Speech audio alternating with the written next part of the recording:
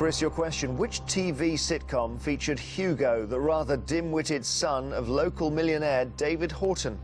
Was it The Vicar of Dibley, Absolutely Fabulous, or Only Fools and Horses? Oh, yes, he married the equally dim church warden, didn't he? That's the Vicar of Dibley. Vicar of Dibley is correct. Over to you, Peter. With which role within the food industry is MasterChef presenter Greg Wallace most associated? Greengrocer, pastry chef, or fisherman? Not really up to date on my cookery programmes, I must admit. I prefer to eat rather than to watch them. I would have to take a guess at this and say pastry chef. See if anyone on your team knows anybody. He's a greengrocer. Yeah, greengrocer is the right answer there, Peter. Chris, to take the lead. In the 2004 film Sideways, the two leading male characters take off on a road trip through the wine country of which American state? Is it Nevada, Massachusetts, or California? Well, I wouldn't care to try and make wine in Nevada or Massachusetts where it's too cold, so it's got to be the wine country of California. California is correct. Peter, back to you. The 2002 film All or Nothing, featuring Leslie Manville and Timothy Spall, was made by which director? Was it Paul Greengrass, Stephen Frears, or Mike Leigh? All or Nothing. Timothy Spall. I don't think it's Paul Greengrass. Out of the other two, I would go for Mike Leigh. Well done, you're absolutely right. Mike Leigh it was. Over to you, Chris. Which composer's music is played over loudspeakers by Tim Robbins' character in a famous scene from the Shawshank Redemption? Is it Chopin, Mendelssohn, or Mozart? And if you get this right, you're in the final. Never seen the Shawshank Redemption. Over loudspeakers.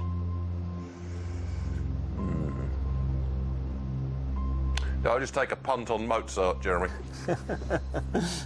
Barry, is he right? Yes, it's The Marriage of Figaro from Mozart. The Marriage of Figaro from Mozart. Chris, you're right. Sorry, Peter, he's got you there. The one wrong answer proved fatal. Do please, both of you, come back to us here in the studio. So, as it stands, the challengers have lost one brain from the final round, whilst the Eggheads have lost no brains. The next subject is history. Which of you would like history? Who'd like to take it? Right. Bill, you're the history man? Bill's the history man. Bill's taking it. Bill, OK. Yeah. Against which Egghead, Bill? Any suggestions, anybody? So, Barry. Barry, which one do you want? Yeah, we'll go with Barry. So, all right, Bill from Glebe Glimmers against Barry from the Eggheads. Please go to the question room now. Well, I reckon you're looking forward to this round, Bill. Oh, well, I hope so. Well, you love your history, don't you? I do, yes, very much. So it's history, and it's 3 questions, multiple choice. Bill, you could choose the first or the second set of questions. I'll follow Peter and hope I'm lucky. I'll go second.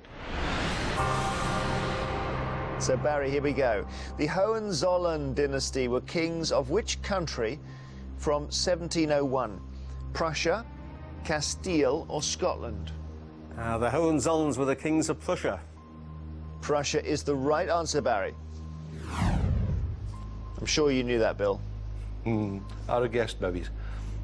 King George V was one of the foremost collectors in his time of what? Beer mats, stamps, or postcards?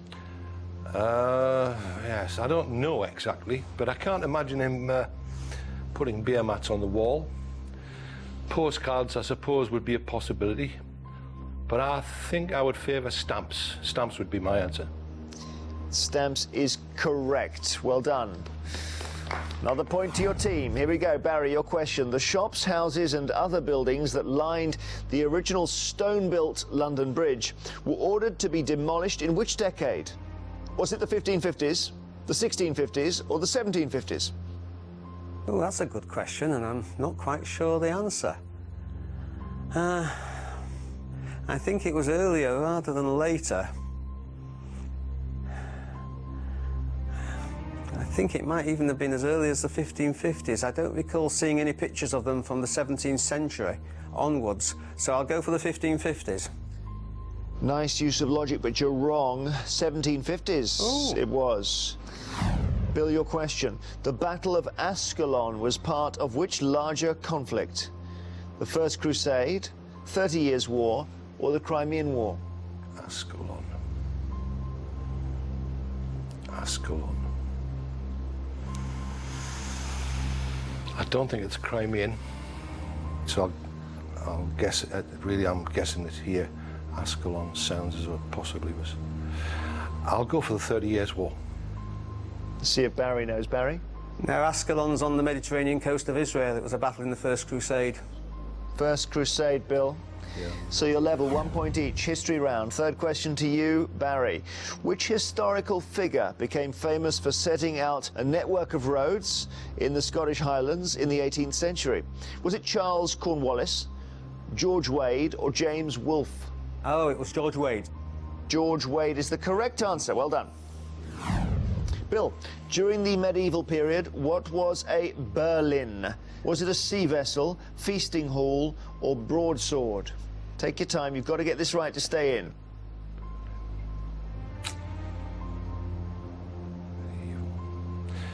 No, it's going to be a shot in the dark, really. A berlin. Doesn't sound like a feasting hall that I've ever come across anyhow. Sea vessel, possible, but I'm not so sure. I've got a feeling it could possibly be a broadsword. Broadsword is your answer. Actually, it's sea vessel. So you've got that wrong. So, sorry, Bill, you won't be in the final round. And Barry will, because he's won through on history. And if you come back to us, we will play the next round. So, Alan, what now? Well, we've got to try a little bit harder and hopefully, or a bit luckier, I should say. It's every question's easy if you know the answer. But if you don't know, you have to guess. But the glimmer mustn't fade. No, it mustn't Keep the fade. glimmer. We'll keep the glimmer going. OK, so as it stands, the Glebe Glimmers have lost 2 brains from the final round. The Eggheads have lost no brains so far. The next subject is sport. That's good, isn't it? Yes, we're just going to have to confer on this one. OK. Yes. Yes. It's we'll confer it. It's a quick confer. We have got sort of tactics going here. OK. So I'm going to be the lamb to the slaughter on the sport. OK, Alan against who? And CJ, please. Alan from the Glebe Glimmers against CJ from the Eggheads on sport. And please, if you would, go to the question room now. Alan, good luck. Sport is the subject. And would you like the first or the second set of questions?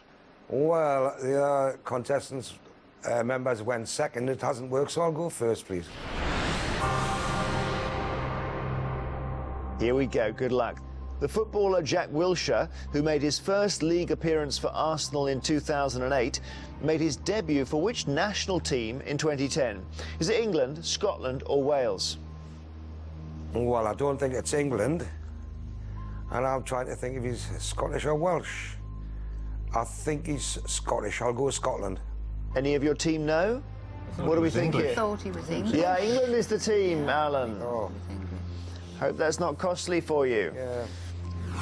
CJ, Joost van der Westhuizen is a famous name in which sport? Athletics, tennis, or rugby union? Problem is, his name is almost identical to a guy who sponsors a chess tournament. So I just hope I'm not confusing him with him.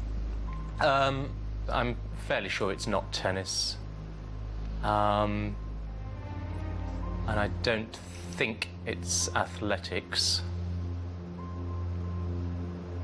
At least I don't recognise the name.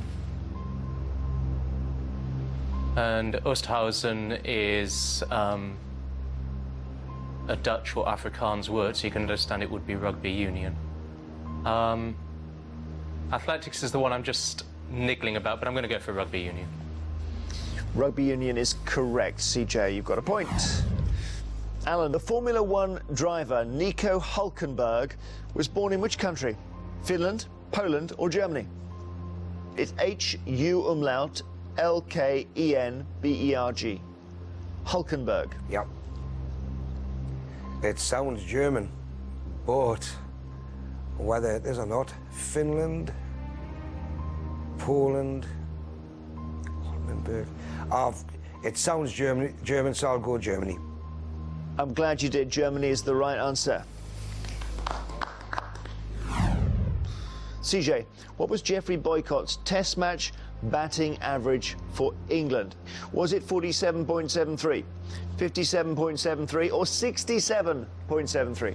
There are very, very few Test cricketers who have an average above 50. Very few. 67 is exceptionally high, so I'm going to rule that one out. I've seen a list, surprisingly, of batting averages of England players, and I seem to remember most of them. I actually thought the top one was about 48. Would pretty much draw me to one specific answer there. I mean, over 50 would be exceptional. Well, that Geoffrey Boycott was exceptional, but 50, nearly 58 is very, very high. Simply because the number that came into my head before the options came up was 48, I will try 47.73. 47.73 is the right answer. Alan, you need to get this one right because of your earlier wrong answer to stay in. Which boxer won the WBC light middleweight title in 1979 by defeating Rocky Mattioli? Was it Terry Spinks, Maurice Hope or Robin Reed? Well, before that came up, Maurice Hope, I was thinking about that boxer, but now that you've put the other two up, I'm starting to doubt myself. Terry Spinks, Maurice Hope, Robin Reed. Well, before you put them up there, Maurice Hope came to us, so I'm going to stick with Maurice Hope. You like your boxing, do you? Well, watch a little bit of it, yeah. Maurice Hope is right, Alan. Yeah. Well done. Now you have to hope the CJ gets this one wrong. Here is your question. If you get this right, CJ, you're in the final. What name is given to a member of the crew of a racing yacht whose main task is to operate the winches? Is it grunter, grappler, or grinder? So no snooker then, eh? Did my best. Well, if you winch something, you grind it around, I suppose.